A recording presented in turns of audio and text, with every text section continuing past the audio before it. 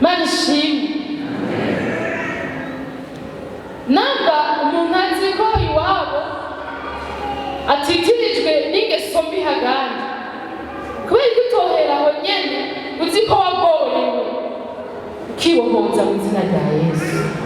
Imana nihiri kugira ngo dutabare. Gira amasengesho, dutunganye amasengesho mu izina rya Yesu Kristo ndabyatumye ari ubushobozi.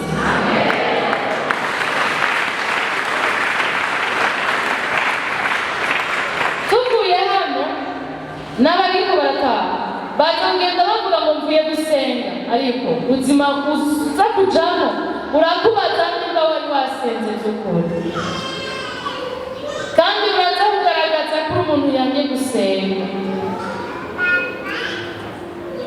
Ugusenga twasenze gukwiye kuduteza intambwe ituvana hamwe ikatugeza ahandi. Urashobora gukizwa wuzuye agahinda, wuzuye umubabaro, hanyuma ugaca ukibika nk'ikintu umenya bigize aho ikinini waronse c'ishavu c'umubabaro, ugikubika ukuntu ukakibungabunga ukakibukabuka. Hamagara Imana ikigukureko kandi wizere ibikora.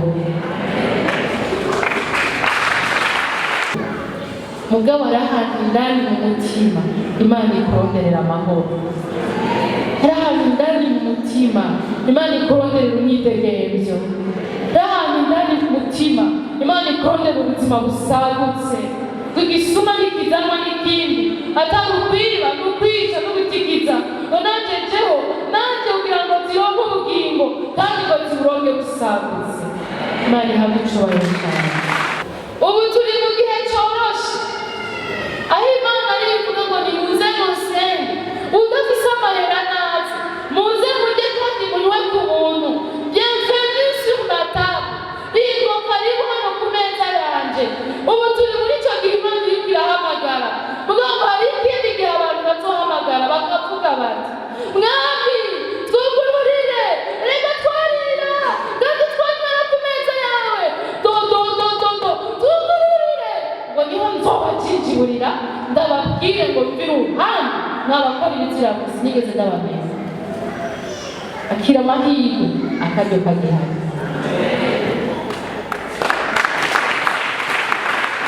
Ni ku munsi w'Imana wa kabiri ukwezi kwa gatandatu 2024, ndabifurije umwaka mwiza w'umuco. Japo niwe tara yakira hacuza umwiza bigakesha ijoro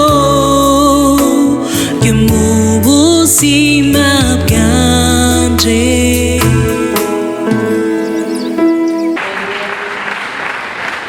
Ni ku munsi w'Imana wa kabiri ukwezi kwa gatandatu 2024, ndabifurije umwaka mwiza w'umuco.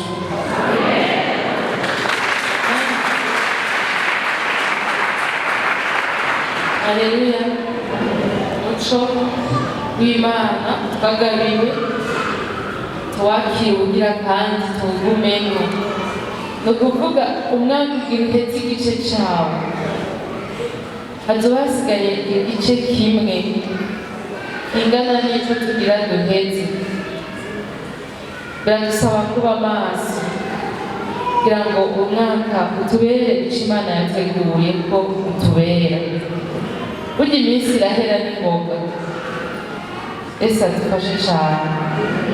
Iminsi irahera n'ingoga, usamaye nyene usanga utazi ingene vyagenze, hanyuma ukaza wumva bageze guharura uwundi mwaka, warondera wa mwaka ico wagushikanye ugasanga wibereye muri rutine, wibereye mu kamenyero kugutonda ku kazi canke ahandi usanzwe utonda, ko kuza kusangahe ukongera ukagenda, ariko ugasanga nta kintu gishasha cinjiye mu buzima bwawe.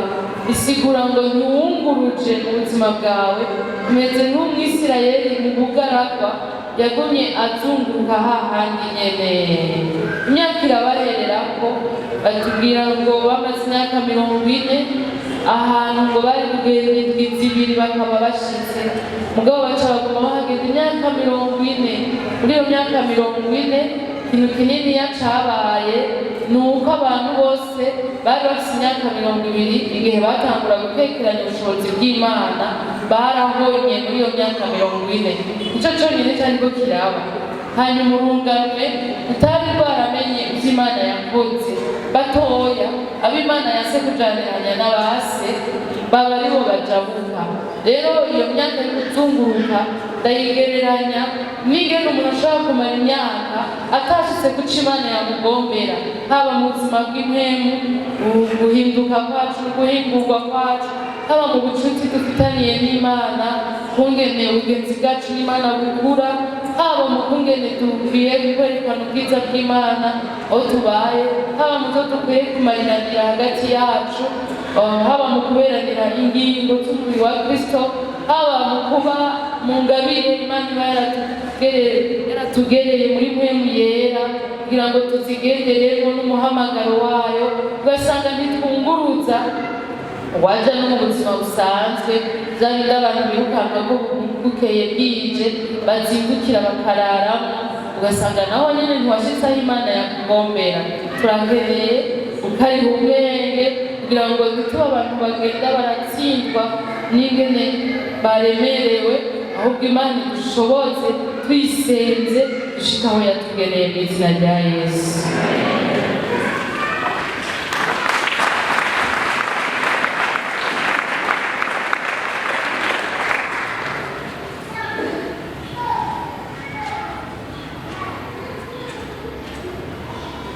Ikibazo rero, umunsi witeguriye gutaha ugeze hehe? Waje witeguriye kwavansa mu rugendo? Waje witeguriye gushikira iyindi ntambuko mu rugendo? Waje witeguriye uyu munsi urengana utagumye aho uri washitse ahandi hantu?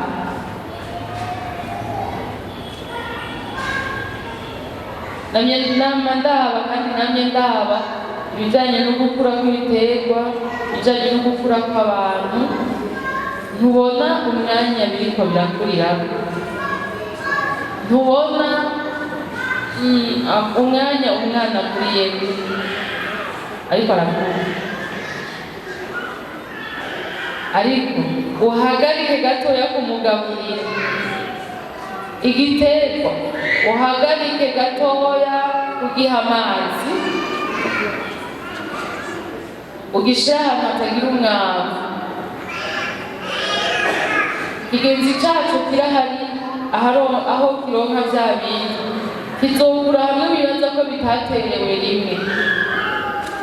Uwo mwana atagaburirwa ukaturamumaza nk'indwi n'imwe utamugaburiye, ugaca ucishamo ukamugaburira nk'iminsi 2, uzomuraba ingene azobaho nimba azonabaho. Kandi ijambo ry'Imana riratwemera ko iyo twizeye Yesu Kristo tuba tuvutse bwa kabiri. Tuvutse rero nta n'umwe avuka ari umugabo, umuntu wese avuka ari umwana. Bisigura ko uwo mwana ategerezwa kugaburirwa, ategerezwa kuregwa. Uwo mwana yavutse kuri Data wa twese ahoraho, ari wewe uw'imbere azohorana n'Imana, wewe w'imbere azohorana n'Imana. Ategerezwa kugaburirwa, guhabwa ibikenewe kugira ngo izuba ntirimurabike, inzara ntimutigize. Niyo umuntu afungura mugabo agafungura ibitagiramwo ivyangombwa, bimera nka ca giterwa kiri mw'ivu mugabo ivu ritagira vyangombwa. Mu Burundi ubu biroroshe kuvyumva kuko mu bintu biri mw'ingwano n'umwavu urimo.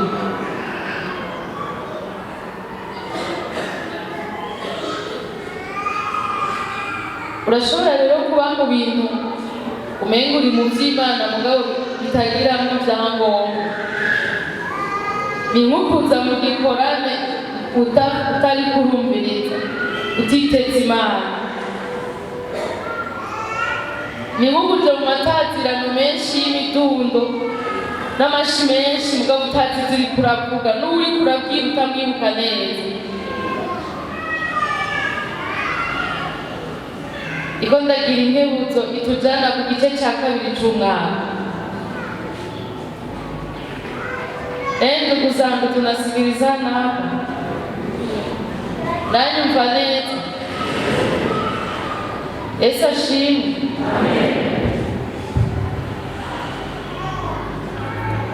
Ni ugutamba ukarusha abatamvye baraye hahandi, ariko n'uri kuratanga utamwibuka neza.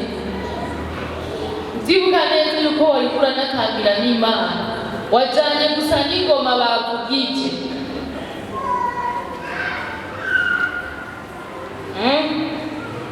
Kamsa gutyo rero igikorane giheze nawe ubuhejeje nta bishasha. Baje gukoma amashi y'umurisho wa nyuma nawe uhejeje nawe ufise ubandaniriza kuko ntavyo washize muri wewe. Ubundi wafise bandopike bategezwe guha umwanya wa twenyene ko ntibiba vyoroshe kubica ubwo nyene nimba uba wabonanye n'uwuriko uratambira. Ntibiba vyoroshe ubwo nyene guca uvuga ngo niba ushigikira izi ntambwe zawe urazizigamye, bikaba birahera. Ishwi usanga ufise ahantu uca ubandaniriza haryoshe rwose udashaka ko bagukurayo. Turashaka ubwo buzima.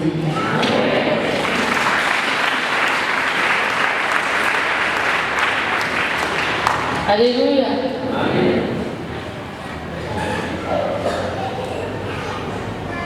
Sisi hari umuntu muri mwebwe araronka umubonano uryoshe, hanyuma mugabo agasanga afise iminota ibiri, agasanga utegerezwa gusohoka mu minota ibiri, kandi ubu umubonano yari akikwemereye. Antiko uwo muntu agiye kugusohora umva wo murya amenyo, naho nje ntakunda kuryana amenyo. Dutembere ntitube mw'ivu ritagiramwo vyangombwa, amayelema definitive. Ntitube mw'ivu ritagiramwo ibitabizo. Ntitube mu bintu vy'Imana bitagiramwo ibituvyibusha n'ibigukuza. Tube abantu bariko barashika aho bategerezwa gushika mw'izina rya Yesu. Haleluya. Yesu ashimwe. Rero dusubire duserangure, dusubire turondere nako muco tuwubemo, kandi twagire ko umwaka wo gukoresha ingabire zacu mw'izina rya Yesu. Abatumvise Imana ibahezagire.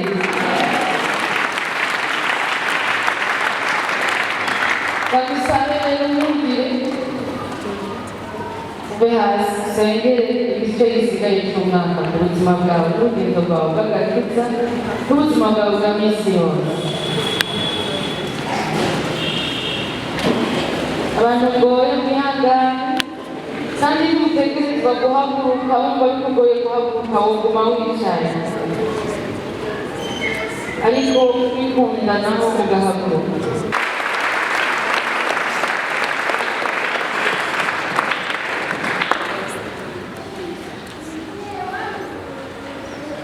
Data mu izina rya Yesu, icyubahiro ni icawe.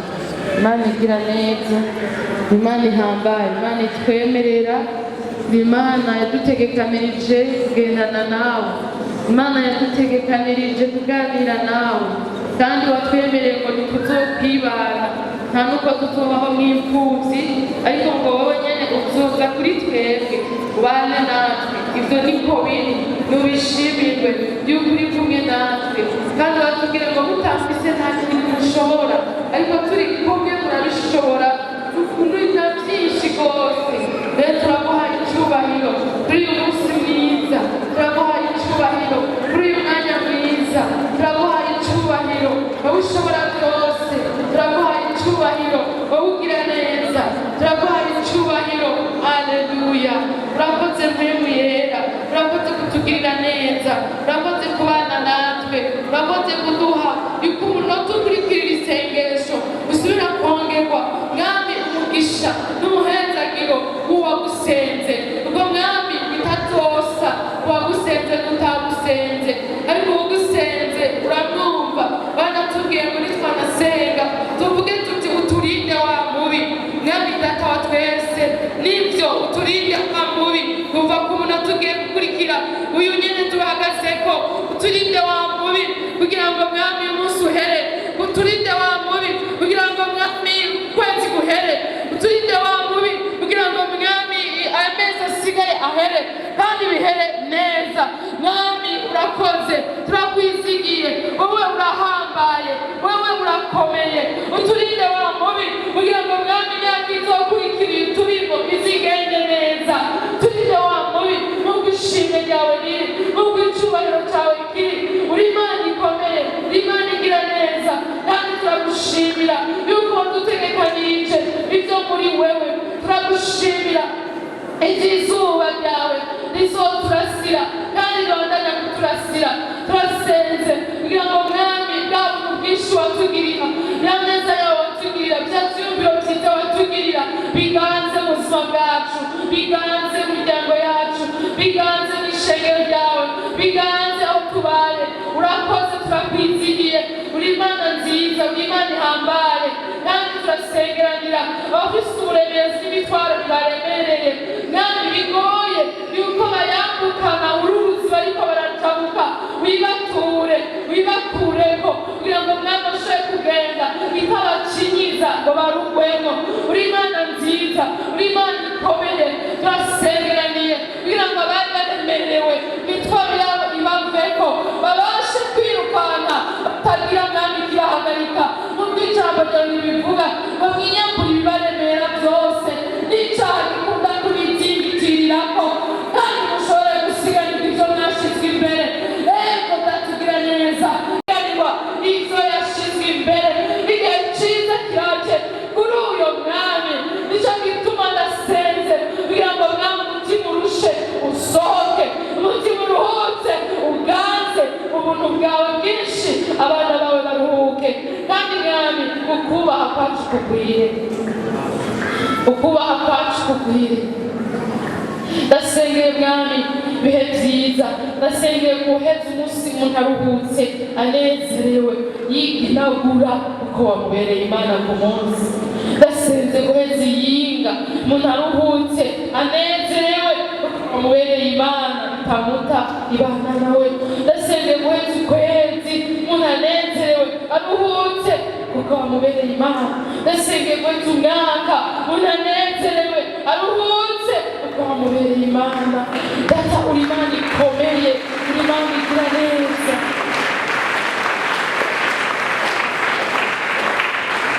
wavuze n'ijambo ryawe yuko hari urutaro ruzogosora ibihumbwa bakabiturira, ingano nziza bakazimbura. mbega bijya bihumbwa bihura n'izihe ngorane? turinde impemu y'ubuhumbwa mu izina rya Yesu Kristo. turabizi kuri umwizigirwa, turabizi kuri Imana yumva amasengesho, turabizi kuri Imana ituma bikunda, turabizi kuri Imana nyamana, Imana ikomeye umuremyi wacu. ndasenga kugira ngo uyu mwaka mwami woye kuzobera umuntu igihe yavanye n'ubuhumbwa. oyaye uzoba umwaka mwami umuntu yaronse ubutunzi bukomeye muri we, uburemerezi bukwiye gutuma ashobora kwihanganira imiyaga yose, bishobora gutuma ashobora guhagarara neza, kuko mwami uri Imana ikomeye, uri ibuye ry'urutare twubakako, kandi mwami uri igitandara duhungiramo, kandi iryo buye urizotembagarirako bigiye ahabona biraterwa nyene. Nicyo gituma ari umwaka w'umuco ndabisubiyemo izina ryawe, ari umwaka w'umuco mwami, biteterwa biteterwa, ariko mwami no gushima bigashimwa. Turagukomeye amashyi Imana igira neza.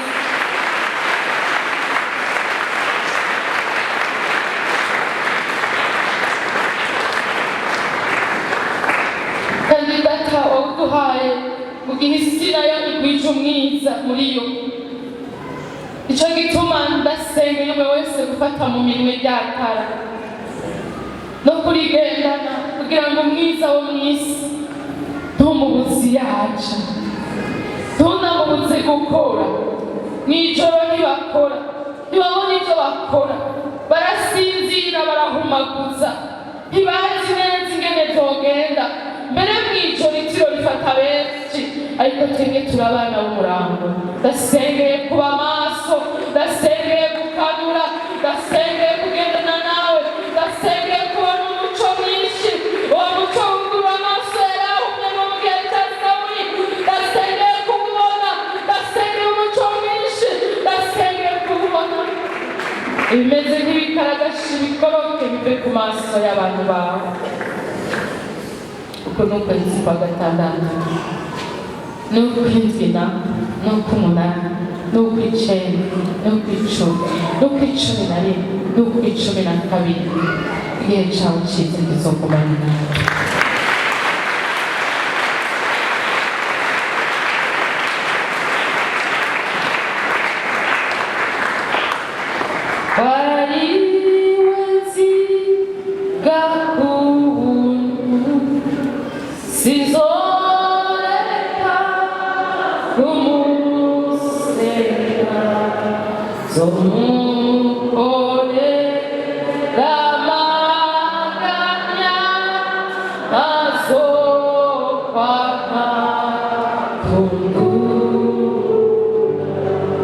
Sengera umuhamagaro w'ishengero. Uzi ishengero ari ishengero tugiye hamwe gutya, ariko nawe buri wenyine uri ishengero. Yesu turagushimiye ko umuco utuma amavuta yari ku muntu aboneka, mbere umurasiyeko agakayangana. Ndasengera umuhamagaro ufitiye ishengero ryawe, ndasengera gukayangana kw'ingabire zawe, ndasengera gukayangana kw'icyo washize mu ishengero ryawe ry'umwungere mwiza muri rusange, n'umwungere by'umwihariko Ingozi. Haleluya, haleluya, haleluya. Ndagushimiye Mwami ubuntu bwawe bwinshi, ndagushimiye urukundo rwawe, ndagushimiye ibyo wateguye n'ibyo wakoze, ndagushimiye imigambi ufitiye Mwami abantu bawe, ndagushimiye ibyo wibwiriye kuri umwe wese muri bo, ndagushimiye ubutunzi washize muri umwe wese, ndagushimiye Mwami ubuzigami bwawe, ndagushimiye ingene uzoshitsa umwe wese ibyo wamuvuzeko, ndagushimiye ingene uzobihagararira gushitsa ibihe byose akiri mu runo mubiri. Ndagushimiye mwizigirwa, ndagushimiye ukwaguka kwawe, ingene ushobora kwagura Mwami, ingene ushobora kugeza ahandi Mwami. Ndagushimiye Mwami abagabo bo hano, ndagushimiye abagore bo hano, ndagushimiye abasore bo hano, ndagushimiye abigeme bo hano, ndagushimiye urwaruka rwiza, ibibondo bo hano, ndagushimiye ingene wateguye kubagirira neza, ndagushimiye ingabire n'umuhamagaro wafitiye. Ndavyakiriye muri wowe Yesu, ndavyakiriye kugira ngo biba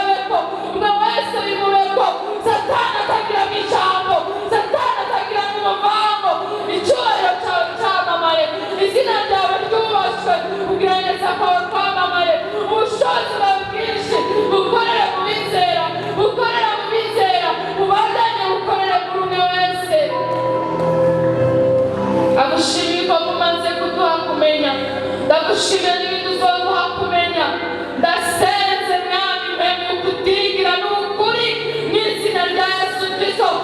Ukuri usohoke biragashira yuko umuntu atera imbere mu myaka agasaza ariko ataho yageze mu gakiza. Biragashira izina ryawe ryubahwe. Ukuri Imana ibyumva kandi ikorana natwe. Ndakwizigiye kano kanya, ndakwizigiye kuduteragira, ndakwizigiye kuturandura, ndakwizigiye kudupomora, ndakwizigiye kutubaka, ndakwizigiye kudushigikira, ndakwizigiye kutubyura, ndakwizigiye kuduhenereza bigahera burundu kugira ngo ukwera kwawe kwamamare, icyubahiro cyawe cyamamare, ijambo ryawe rishyirwe hejuru, umuco wacu umenyekane, ubukuru bwawe bwamamare. Urakoze Yesu, urakoze mwizigirwa.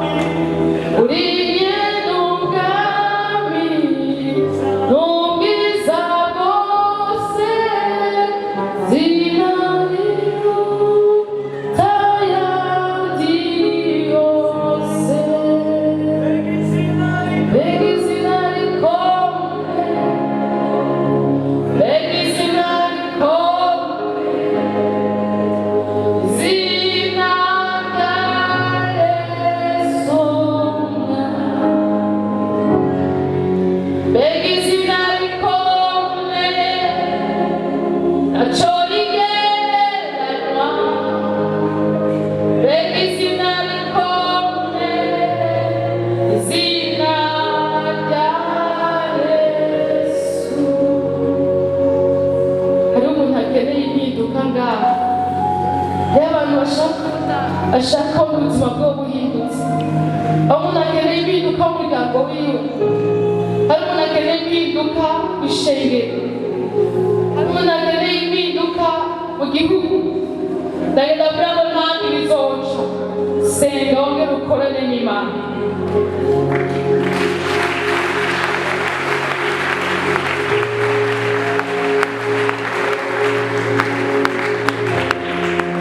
Yatubwiye ngo nimwasenga muvuge muti ibyo ushaka bibe mu isi nk'uko biri mu ijuru. Hari imigambi ikomeye, il y a des projets dans le tiroir de Dieu. Imana yashyize imigambi ikomeye iri mu matiruwari y'akabati kayo, irindiriye rero yo ko bayitora bakayigenderamo. Can you pray? Ukwemera ugasenga, ukwemera ugasenga, ukwemera ugasenga. Umva ubikeneye kwakira mu biganza by'Imana imigambi Imana ifise.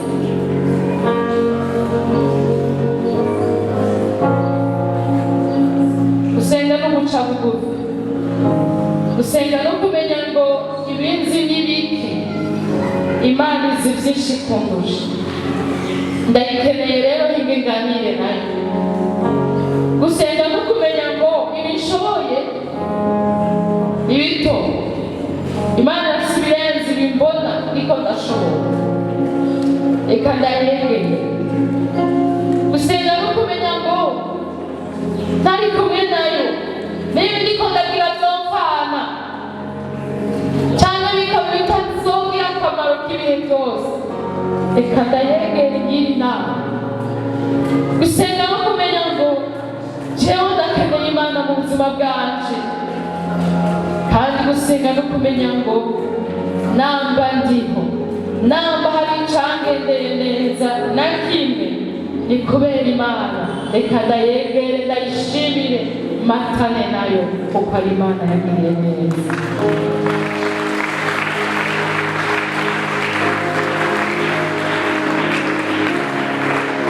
Hari n'ubwenge mu gusenga.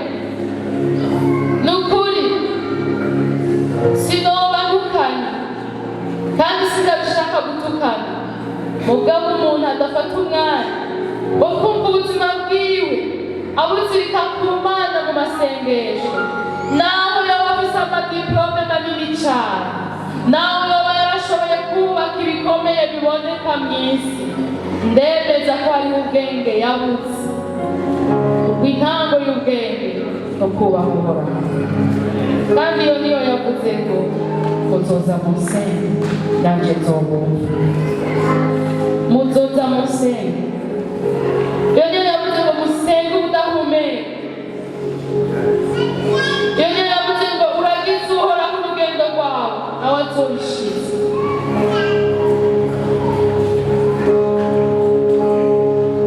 Urakoze Yesu. Abari n'amatwi bumva ico mpwemu wawe abwira ishengero. Niko ijambo ryawe rivuga. Rero ndagusavye amatwi kugira ngo dushobore kumva ico mpwemu ariko arabwira ishengero. Zibura amatwi yazivye, ivyayatsindagiwe mu bindi biyavemo, uburyarya bubi busohoke, indwano zitarizo zisohoke, ubutunzi butarimo busohoke muri yo, inzara ndende yabwo bisohoke, bikunda no kwinezereza bisohoke, mu izina rya Yesu Kristo. Inzigo isohoke mu muntu mwami, nzi neza ko bitashobora kumvikana n'ijwi ryawe. Ube gitogozi bw'abantu busohoke. Ndagusavye amatwi Yesu, urakoze. Ndagushimira kuri umuhinga gusumba abandi bahinga, kugira ngo abakurondera bose bakubone. Ni mu izina ryawe ryera dusenze.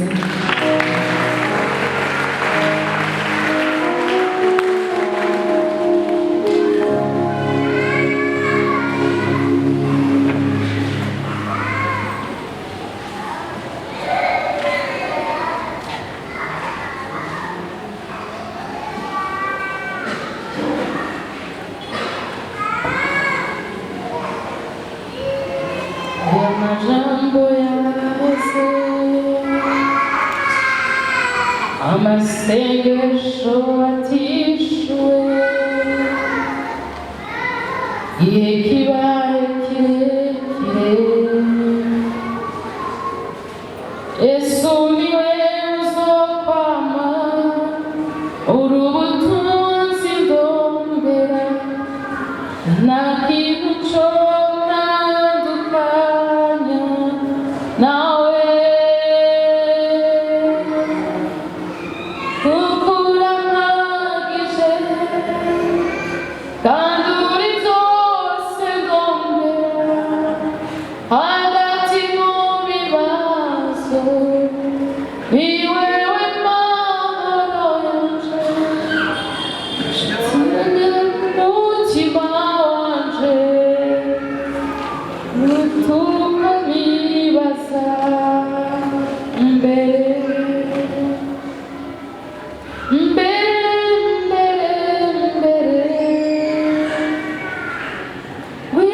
winagendane nanje mu mvura canke ku zuba, umara inyota mfise, ndabamaze amaso yanje kuri wewe, uko wewe udahinduka, kandi ubuzima bwanje ubugenzi ugushaka ndakwizigiye,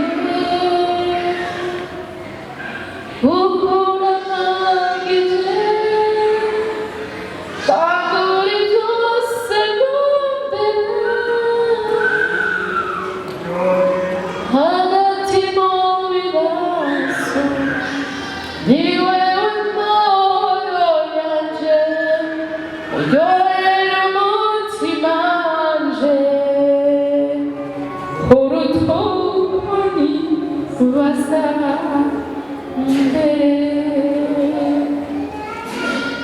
Yesu uri mwiza, ugira neza, Imana ihambaye, aho umuntu yobura ibindi asaba, yosaba kubana nawe, aho umuntu yobura ibindi avuga, yovuga mwami kuri inshuti nziza, wahabwa icubahiro. Ndasengeye umuntu yari yaranenebukiwe, yumva umenga amasengesho yiwe ntiyishuwe, umuntu afise ibyamuciye intege mu gusenga, nibihosho muri kano kanya, mbere bihere biherengetere, ubugesera busubire iwawe, abana b'Imana bitegereje urukundo rwawe rwamamare. Ni mu izina ryawe ryera Yesu dusenze kandi turakwizigiye mwami.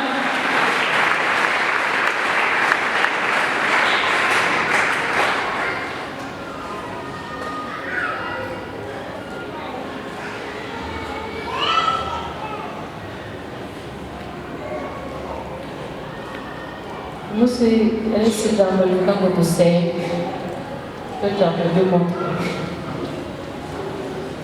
dusenge.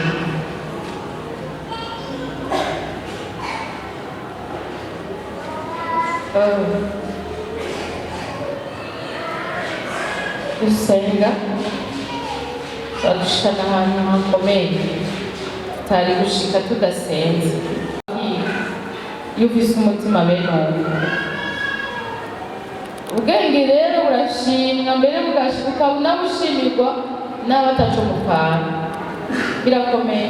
Mahera, aho mwicaye ku mahera, mwambaye amahera, turi mu mahera. Mahera yakoze ibintu byinshi, akomeye n'ukuri. Ubutegetsi burakomeye, mbere baranaryana kugira babushikire, bashobora no gukora n'ibibi byinshi kugira ngo babuhabwe. Ubutegetsi urumva rero uca witegekera bya bindi byose, na ba banyabwenge na ba banyamafaranga, kubera igiti gusa baguhaye. Ubwo butegetsi nyene bugaha umuntu gutwara abo bantu babifise, nabwo burakomeye kweri.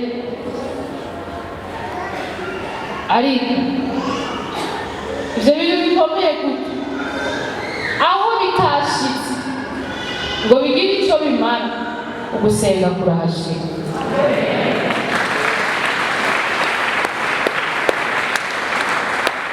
Aho ubwenge butashitse canke bwabuze, ugusenga kurakora. Imana ikomerwe amashi cane.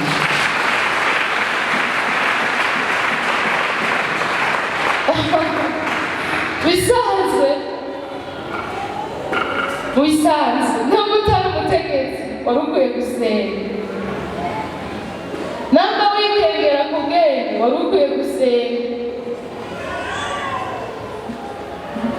namba ufise amahera make wari ukwiye gusenga, canke namba ukeneye ayandi wari ukwiye gusenga. Kubera iki? Ico udashoboye kubera amahera, Imana izogikoresha ubushobozi bwawe kuko wasenze.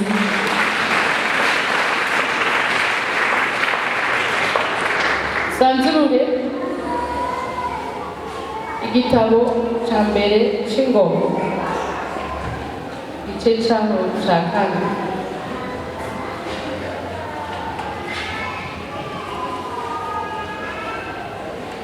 Gusenga burya hari n'ibanga, gusenga burya hari n'ibanga.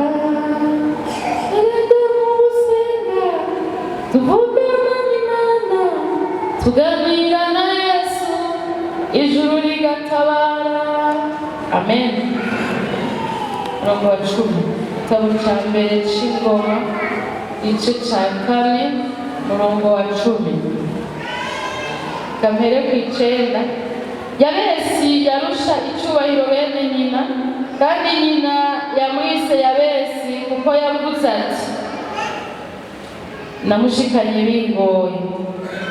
Yabesi atakambira Imana y'Abisirayeli ati, icoma ukampa umugisha ukungura urubibe rwanje, ukuboko kwawe kukagenda kundamira, ukandinda ibyago singorwe. Nuko Imana imuha ibyo yasabye.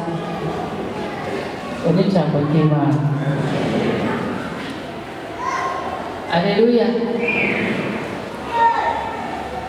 Ingorane rero yahora itubako kera, abakiri kera baraza kwiyumva, bavuye rero namwe muriyumva. Ingorane yahora itubako kera ni uko umuntu yasoma Bibiliya nk'uku ngo yabese, ukarinda uheze iyo nkuru wumva yabese, wewe utigeze wiyumva. Ivyo bintu bavyita kutagira ubucuti na Bibiliya. Rejeje gusoma inkuru ya Yabesi, ariko jewe nashaka ko wiyumvamo. Ivy'amashuri atokora, ivy'ubwenge n'indero nziza bitokora,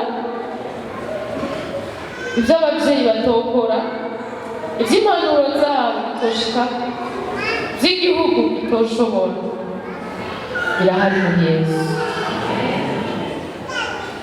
Biciye mu gusenga turashobora kubishikako, ariko akariro ko gusenga, ndabira neza, tabara undabire ko kakiriyo. Mbega mu gicaniro cawe co gusenga haracari akariro? Uracakomanya inkwi nshasha? Uracashiramwo ayandi mavuta? Alo, mbega mu gicaniro cawe co gusenga biracacanye? Umuriro uracaka neza? Abo turi kumwe rero, abo turi kumwe rero, abo turi kumwe, aleluya. Igicaniro cawe co gusenga kiracacanye? Hari nk'akariro gakwiye? Wokotsa nk'ikijumbu cosha canke n'urubeya rw'ibihunda? Nkigira ntimwabaye mu Kirundi naho turi mu Kirundi. Gucana ibihunda vy'ibitoke kugira wotse ikijumbu, ndakurahiye kigasha. Shiramwo inkwi zikomeye, umuriro ufatwe wongere ugire inguvu. Ico ushizeyo kiraza kuronka ubwo bushuhe bitunganye. Ushizemo inzahabu ive kw'inkamba. Ndashaka amasengesho ari mu bushobozi bw'izina rya Yesu.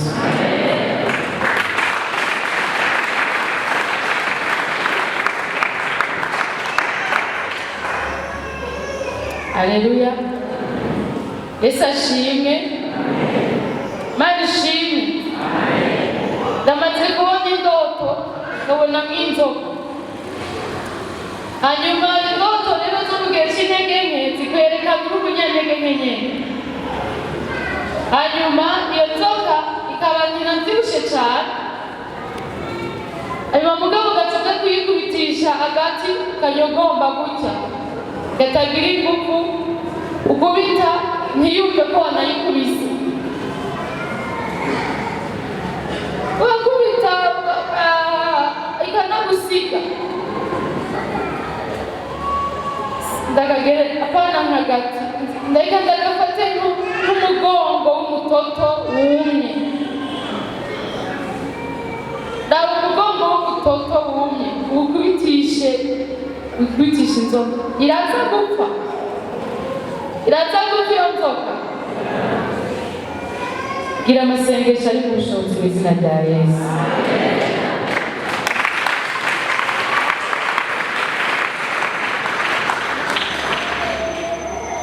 Munyihanganire ndabibagoremo. Bwira mugenzi wawe, genda utunganye amasengesho ari mu bushobozi. Umusore hanyuma nanje nkaba mfise ikibazo ahubwo c'ubusambanyi bwiwe. Ndamubaza none uri sure ko kweli urararanye gusenga?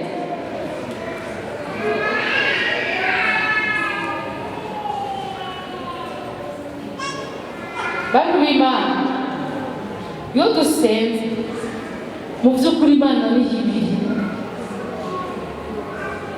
Ngabo dukwiye kwiga no kwiyumvira ubwoko bwo gusenga kwacu. Alo,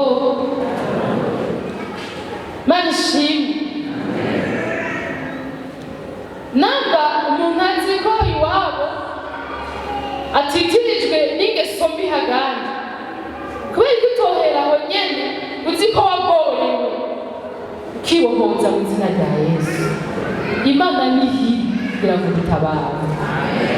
Gira amasengesho, dutunganye amasengesho mu izina rya Yesu Kristo ndabyatuye ari ubushobozi.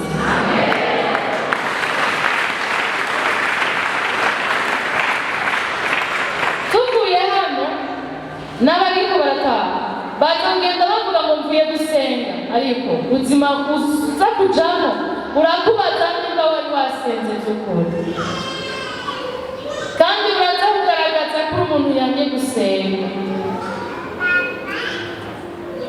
Ugusenga twasenze ukwiye kuduteza intambwe ituvana hamwe ikatugeza ahandi. Urashobora gukizwa wuzuye agahinda, wuzuye umubabaro, hanyuma ugaca ukibika nk'ikintu umenya bigize aho kinini waronse c'ishavu c'umubabaro, ugubika ukuntu ukakibungabunga ukakibukabuka. Hamagara Imana ikigukureko kandi wizere bibikora.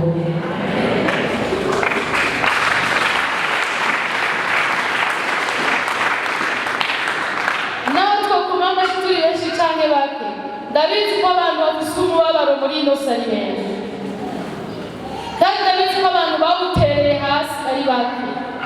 Urabibona mu buzima bw'abantu, ariko nagira ndabasabe, turiko turiga gusenga, turiko turashaka gusenga kugira ngo ubuzima bwacu buhinduke. Genda urasuzuma basi guse na gatoyi kariko karava. Aleluya. Ubonye bitariko biragenda neza, subira urondera Imana, atari kugira uronke ifi y'uno munsi itozomawe reka ndazireke, atari kugira ngo uronke ubugari bw'uno munsi bw'ibigori bwo buzimbutse. Apana ivyo ni ibintu nta kibazo, ntunabitereko. Umenye ko Imana yategekanije ko uzofungura, mugabo ari ahantu indani mu mutima Imana ikuronderera amahoro. Ari ahantu indani mu mutima Imana ikuronderera umwidegemvyo. Ari ahantu indani mu mutima Imana ikuronderera ubuzima busagutse, tugisuma n'ikizanwa n'ikindi, atari ukwiba n'ukwica n'ugutigiza ngo nanje jeho nanje kugira ngo zironke ubugingo kandi ngo ziburonke busagutse. Imana ihabwe icubahiro cyane.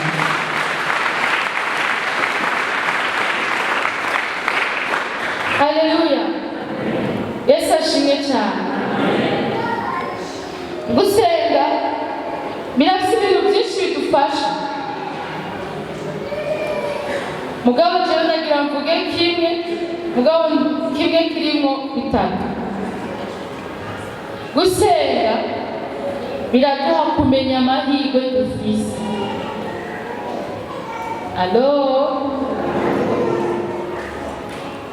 birugurura amaso, biratanga ubwenge bw'Imana, biraduhishurira Imana, tukamenya amahirwe dufise. Nashaka kuvuga ayo mahirwe dufise. Amahirwe ya mbere ngira mvuge aragutwenza kubera omenga sinzi. Yesu ashimwe. Tuyasome muri Yeremiya 33.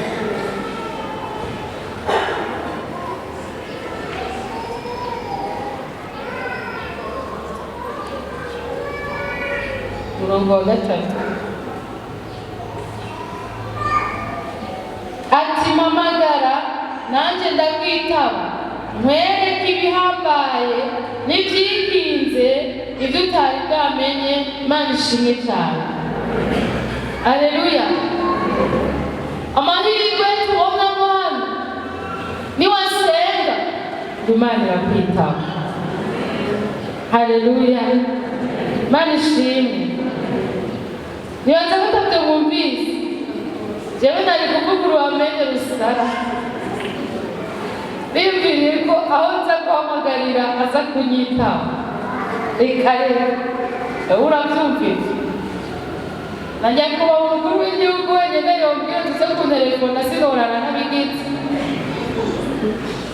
Reka rero nawe wabagira nte mu gasho sinubyiyumviye. Ikintu novuga gusa novuga nti ndagira amahirwe wowe wabyumvise. Mbere nobibwira abantu bo hafi rwose, abavuga gutwa sinobibabwira. Cyane abandi baza ko badafise urukundo kuri jewe sinobibabwira. Nobwira abantu bo hafi bose uyu munsi perezida yabwiye ko aza kumutelefona, kandi naho ndamutelefonera aca anyitaba.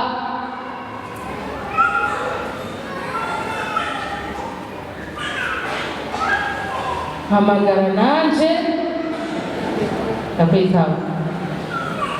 Nabishimye.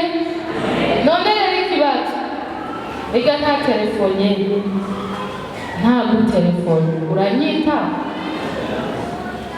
Wewe nta gutelefone uranyitaba. Nta guhamagaye uranyitaba.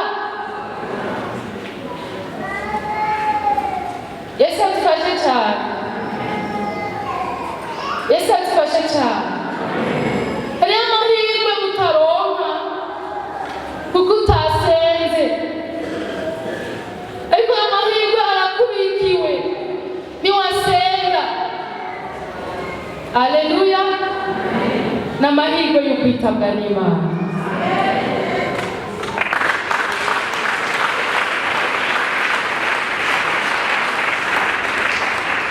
Agenda bigutangarize kuko ijambo ry'Imana ntabwo bafise.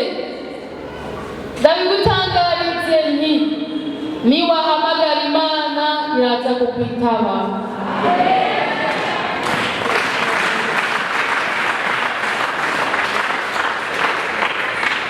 Urashobora kuvuga urugendo rw'ukwizera dufise.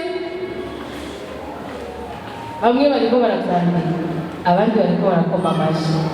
Niwahamagara Imana iraza kukwitaba.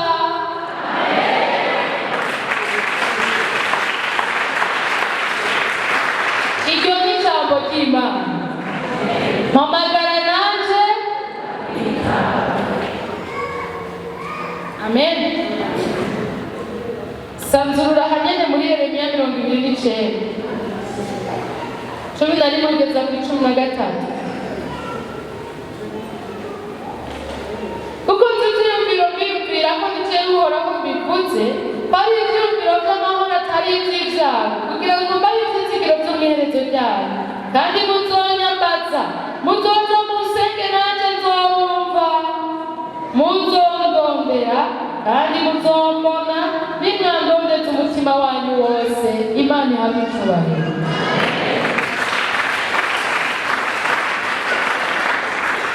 Iyo mba twicaranye nari guca ndakubaza nti wumvise iki?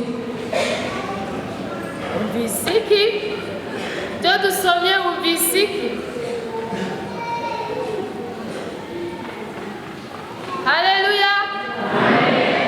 Ijambo ry'Imana rivuze ngo kandi muzonyambaza, muzoza musenge nanje nzobumva. Muzondondera kandi muzombona, nimwandondetse umutima wanyu wose. Imana yarategekanije kukwitaba niwasenga. Imana yarategekanije kukwitaba niwayihamagara. Reka nsemerera abari inyuma mu vyumba. Imana yarategekanije kukwitaba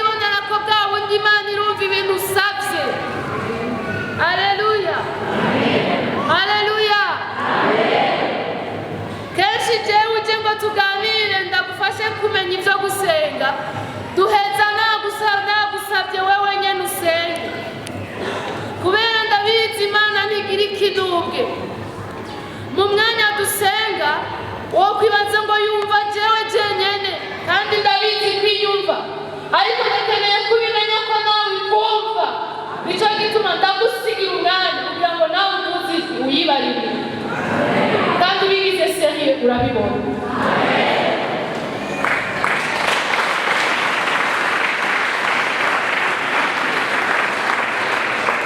abantu banyoterwa babavugishwako mbere hariho n'abanzikana imisozi n'inkara n'ibihugu barondera baja kubasengera babavuge kw'ibintu si bibi kumbura ariko hariho amahirwe ubutakaje iyo wiyugarana uwo mwanya wo kugenda ingendo ukiyugarana mu cumbi wawe ugahamagara Imana uterega sinzi kugusenga kandi nari ikintu nashaka kukubwira none Imana araba sinzi kugusenga wociye ibona Imana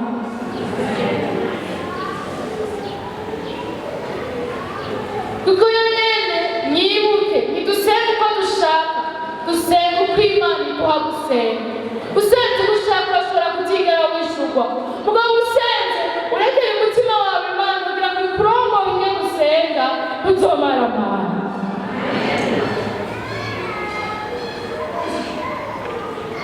ndaburiye abantu basamara bari gusengera ne perdez pas cette occasion ntutakaze aka kanya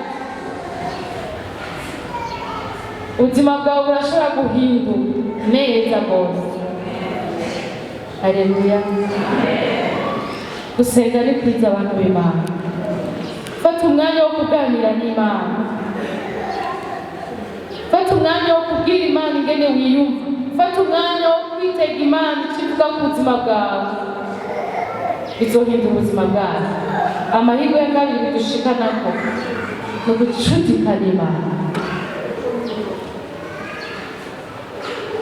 namwe abantu muvugana kenshi ku telefone muhuye mw'ibarabara numuramukiriza kure y'uko ubigirira abandi murantega amatwi Yesu ashimwe hano abanyumva turamukana okay umuntu muramukanya kenshi mugenderanira kenshi muganira kenshi mwandikiranira kenshi telefone kuko nazo zaraje cyane muhamagarana kenshi ku telefone muhuye hajya ku isoko uramubwira ngo ya uramukiriza kure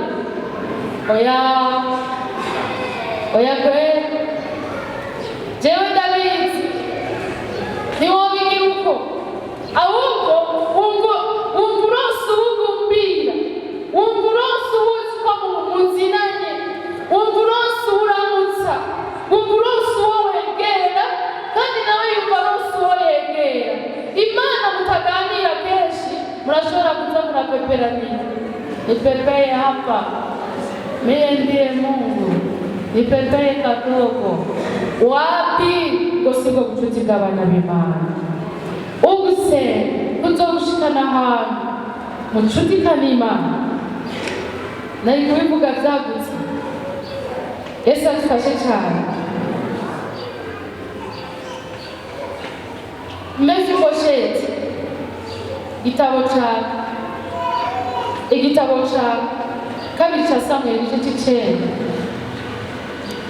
uhereye ku murongo wa mbere kugeza kwa 13 havuga inkuru ya Mefibosheti n'umuntu yari kure kure y'ubwami ariko yegejwe hafi n'urukundo ubwami bwa Dawidi aca abwirwa ko azokwama afungurira ku meza y'umwami Mefibosheti akibibwirwa yavuze ati jewe ndiye ibwami ivuye jewe ni gute je noza kurira ibwami ni gute unyibutse Dawidi aramuhumuriza ambwira ati humura ahubwo uzokwamurira ku meza yanjye n'amatongo ya so yose nayamusubiza arabimuhamuha n'abakozi bazoyakora mu murongo ngira ngo wa 9-10 11 ngo nuko Mefibosheti yama arira ku meza y'umwami. Yaravyitonde yama kuri ayo meza. Narabajijwe ikibazo mu mutima ngo vyokumvikana gute igihe Mefibosheti yoba ariwe yama kurira ku meza y'umwami.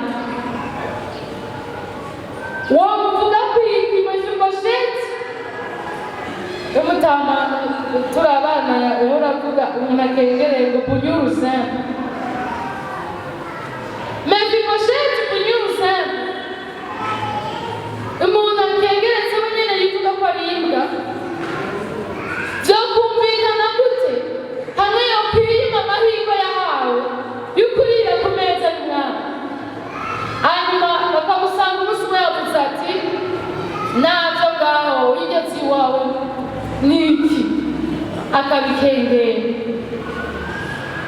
Kandi nagenda kubwira ngo tuba tugize ibiruta ivyo iyo dukengereye amahirwe dufise yo kuganira n'Imana, iyo dukengereye amahirwe dufise yo gucudika n'Imana, tuba tugize ibiruta ivyo. Ndagusavye wakira amahirwe wahawe.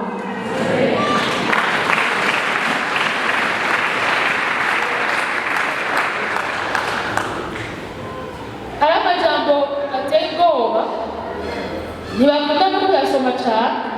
Urasoma mu Migani mu gice ca mbere uheremo ku murongo wa 20 kugira ngo narinde uze urabigera Imana yavuze. Imana yavuze ngo ko nahamagaye ntibanyitabe, nanje bazohamagara sinitabe. Ubu turi mu gihe coroshe aho Imana arivuga ngo nimuze musenge, udafise amahera naze muze murye kandi munywe ku buntu. Bienvenue sur la table, ringo karibu hano ku meza yanje. Ubu turi muri ico gihe Imana iriko irahamagara, vuga ngo hari ikindi gihe abantu bazohamagara bakavuga bati mwami twugururire, reka twarira kandi twanywera ku meza yawe, twugururire. Ngo niho nzobajinjiburira ndababwire ngo mvire uruhande mwabakora ibizira sinigeze ndabamenya. Akira amahirwe akaryo kagihari.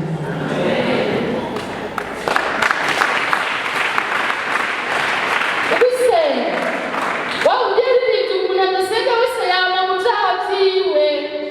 Tuvuze ko biduha gucudika n'Imana, nuvuga ko bituzanira kuba mu kwera kw'Imana, biratuzanira kwengezaho ikintu cose kidasa n'ico Imana igomba, biratuma dutungana mu mitima yacu. Menga no gukora ku bitugu nkakucekeza kugira uvyumve. Alo bashinga naye bapasoni kwaruka. Haleluya, iryo ni ijambo ry'Imana.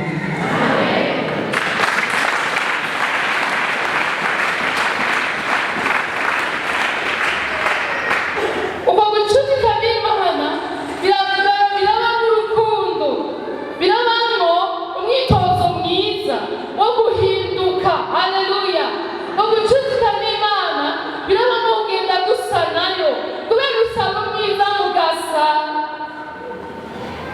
Abantu baripfunagura ngo bahinduke, uri wenyene ntibikunda. Waba ushaka guhinduka fata imyanya myinshi yo gusenga. Uko ucudika n'Imana bizokorohera gusa nayo.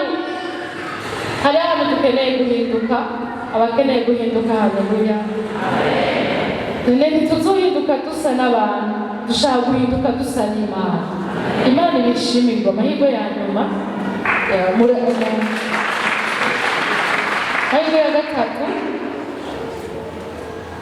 turonka ko dusenga ni ukugira ivyaha birimwo kugwira. Yohani 15:5 n'isezerano dufise mw'Itanguriro 12 murongo wa 1 kugeza ku wa 3 tubona ko Imana kuva kwanza no mw'Itanguriro 1 Imana ikirema Adamu yamushizeho ngo agwire. Yahamagaye Aburahamu sokuru w'ukwizera, nawe nyene camubwira ngo nzokugwiza.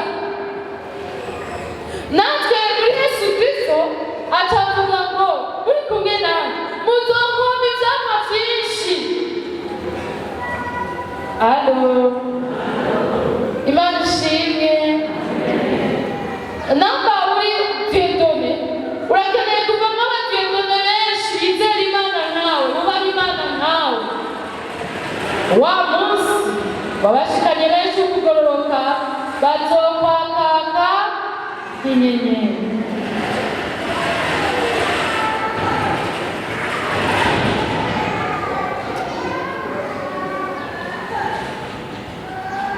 ari mfite igikorwa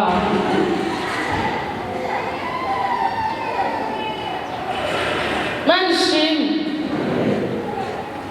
Tugaruke. Alo. Abashikanye benshi kugoroka bazokwakaka inyenyeri.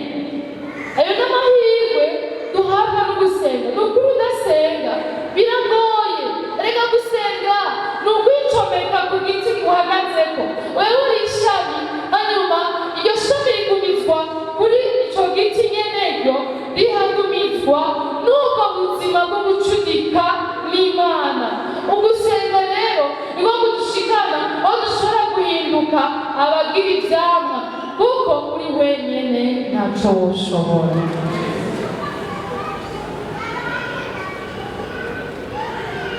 Yesu abahezagira. Senga.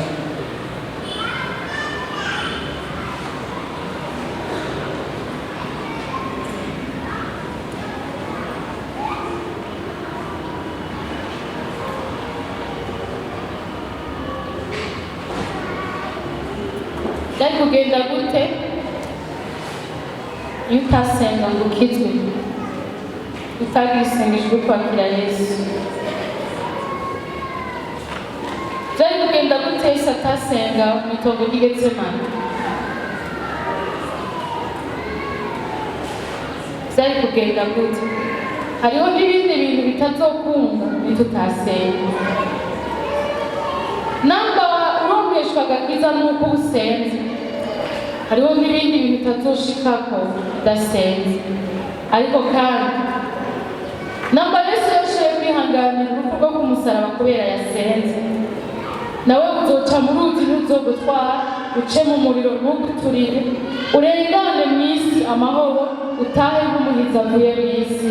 Imana imuhere icubahiro cane.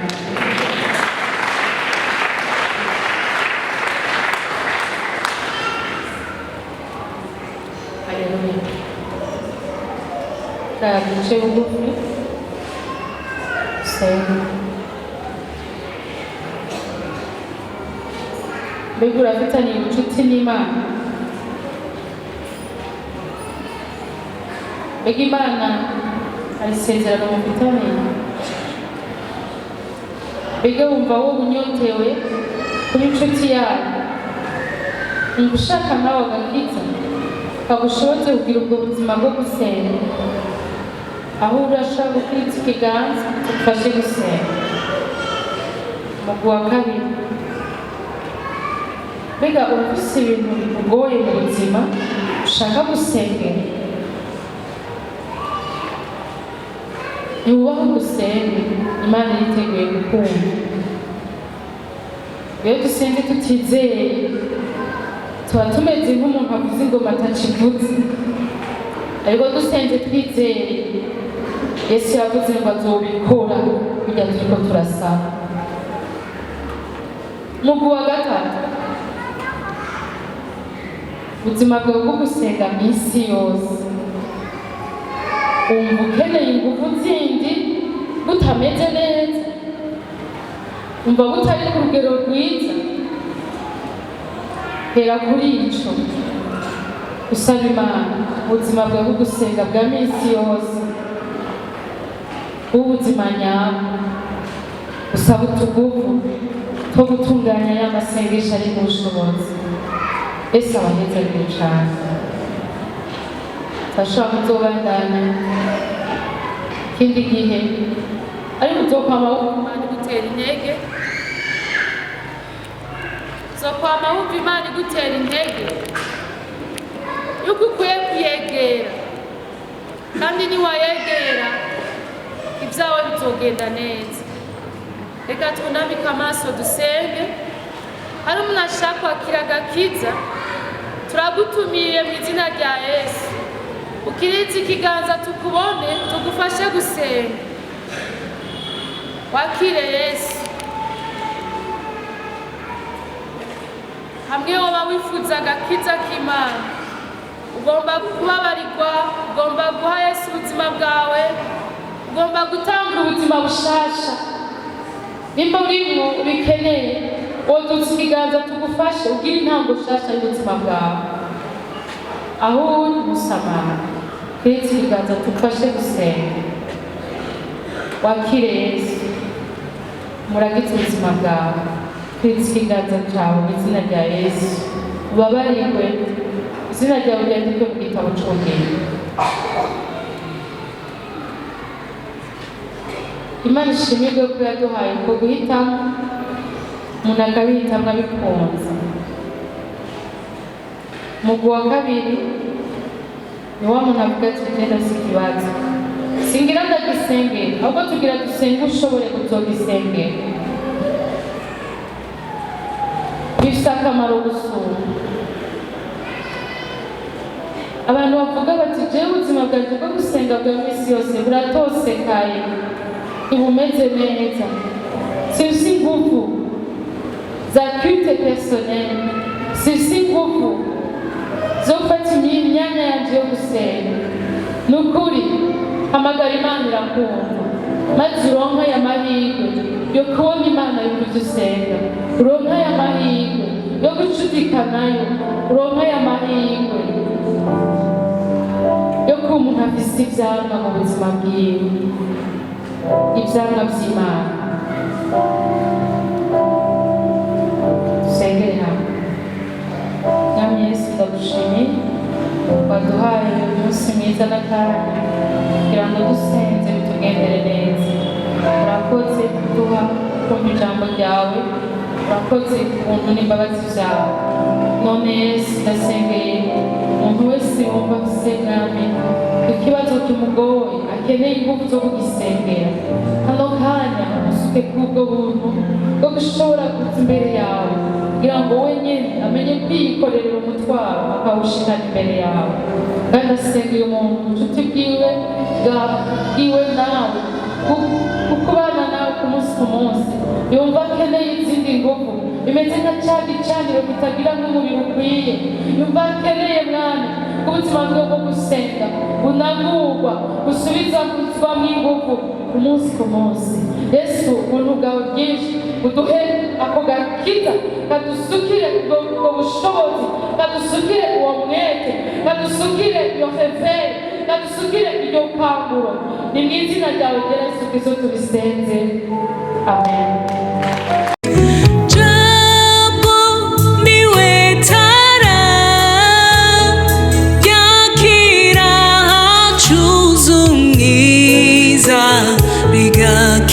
Ijoro